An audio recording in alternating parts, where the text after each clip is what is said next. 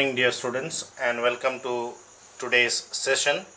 In this particular session, we are going to begin with Act 2, Scene 2 of the play The Merchant of Venice by William Shakespeare. And in today's class, we are going to discuss from line number 1 to line number 22. Now, this particular scene begins with a lot of pomp and show, that is both visual and verbal. It is marked by the entrance of the Prince of Morocco, who is one of the suitors to Portia. Now, before we go on to begin with this particular scene, let us try to understand the key points of this scene. Now, the scene takes place in a room in Portia's house in Belmont.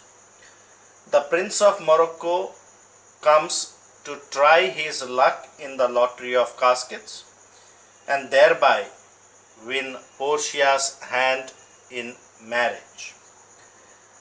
Now, this particular scene is a comic scene that brings great relief to the readers after the tense conversation that takes place between Shylock, Antonio, and Bassanio, and the introduction of the bond plot.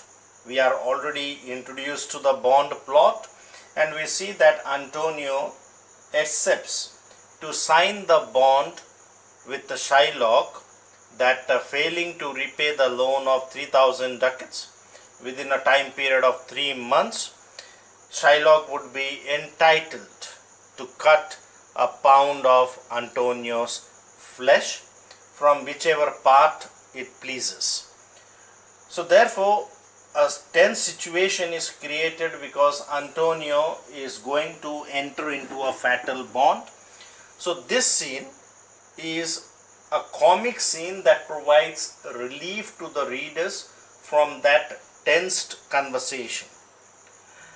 Now, being a person from the tropical region, now Prince of Morocco is a person from the tropical region, and since he is a person from the tropical region, and during that days Morocco was used as a synonym for Negro, so therefore the Prince of Morocco is conscious of his dark skin or dark complexion, which according to him is the gift of the sun under whose direct powerful rays he was born and brought up. At the beginning of this scene, he asks Portia not to dislike him for his dark complexion. We also get to know in this scene that the Prince of Morocco is a soldier prince, and he has a boastful nature as he talks about his courage and achievements. Now, in this particular scene, Portia is presented as a calm and composed heroine who assures the Prince of Morocco that she is not prejudiced by the color of his skin and that she can be won in the lottery devised by her father. And the scene, most importantly, presents the theme of appearance versus reality, which is one of the significant themes of the play. Now we see towards the end of Act 1, Scene 2, we saw that Portia makes a comment on the arrival of the Prince of Morocco. She says that if the Prince of Morocco has the nature of a saint and the complexion of a devil, then she would like him to thrive her instead of vibing her. So that means what? That Portia is prejudiced against the Prince of Morocco because he is a man of dark complexion. And that means that Portia does not want to get married with Prince of Morocco because of his complexion. So she assesses Prince of Morocco on the basis of his color instead of assessing him on his qualities. So that is the shows the theme of appearance versus reality. And again we are introduced to the casket scene, and here we see that the Prince of Morocco has to make a choice among the gold, silver and lead casket, which again highlights the theme of appearance and reality. The scene also provides us information about the lottery of caskets, that whoever attempts to make a choice of the casket, and if he fails in the lottery of casket, then he will have to take the oath of never wooing any other lady in the form of marriage. And it is probably for this reason why those 6 suitors who had earlier visited Belmont, they decided to leave Belmont without participating in the lottery of casket. And in this particular scene, Portia's intelligence is manifested in the way she deals with the Prince of Morocco. So the way Portia deals with the Prince of Morocco, that clearly showcases Portia's intelligence and wisdom. So let us now try to understand the text of this scene. So as said before, today we are going to do only from line number 1 to line number 22. Now as said, this scene takes place in Belmont, a room in Portia's house, and the scene begins with a lot of pomp and show, both visual as well as verbal.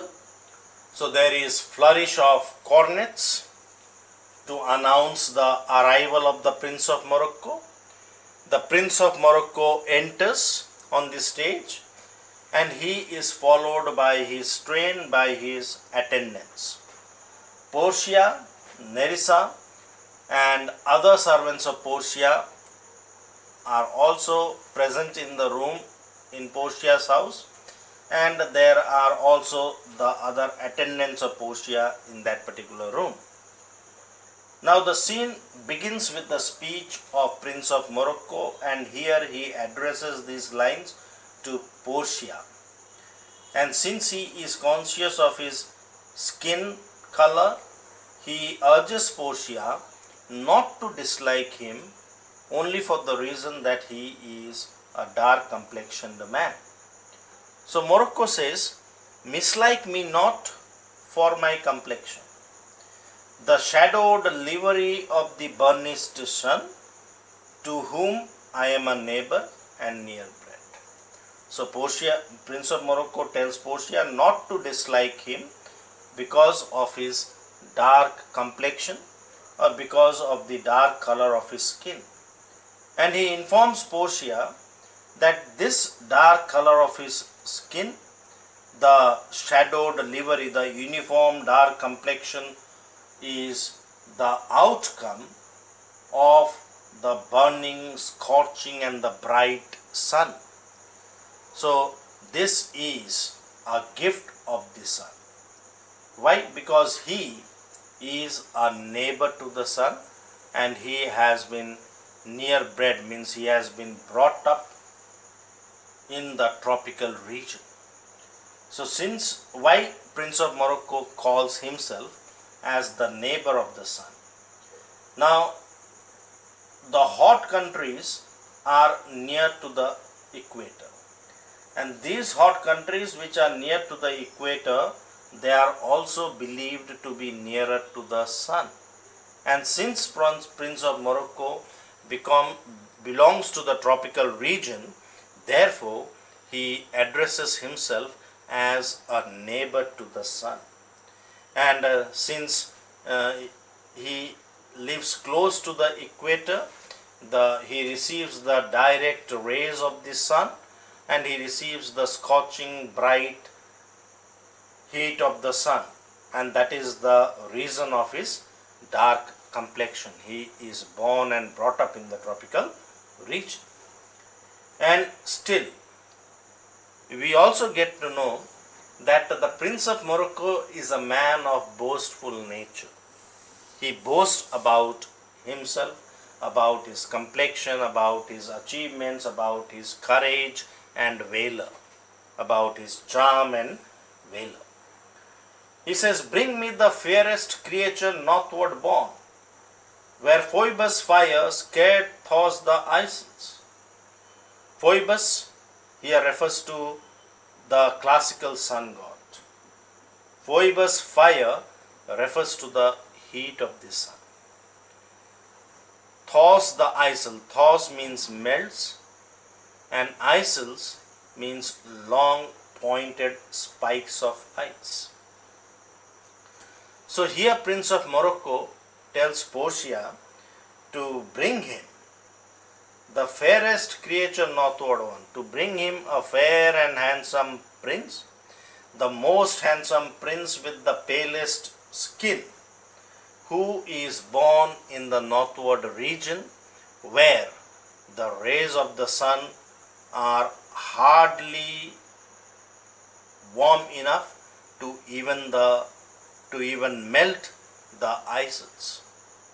So in the northern countries, the rays of the sun are not fierce and they are hardly hot enough to even melt the spikes of ice.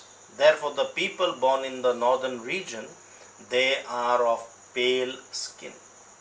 So Prince of Morocco here says that to bring him the most fairest, handsome prince born in the northward region. And then incisions should be made in their bodies. That is, incisions, a cut, their skin should be cut. Okay, the skin of the handsome prince and the Prince of Morocco should be cut in order to see whose blood is reddest, his or mine.